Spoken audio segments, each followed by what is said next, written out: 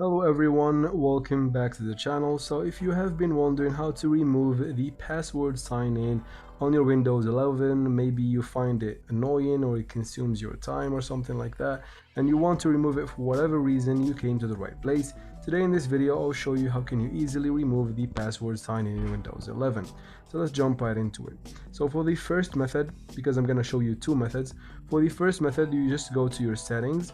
So let's go ahead and open our settings, and we need to go to accounts. So let's go ahead and find accounts in the left side right here.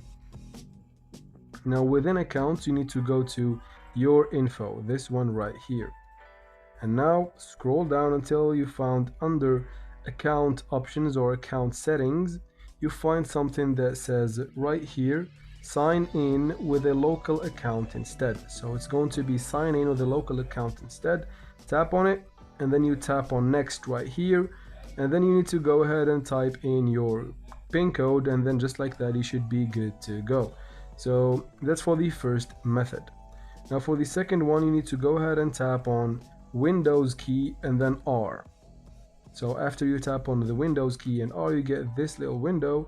Make sure to type NETPLWIZ and then tap on OK. Just like that, you get this window. As you can see, it says here, users must enter a username and password to use this computer. So what you need to do to turn off the sign in password from this or using this option is to uncheck this box right here.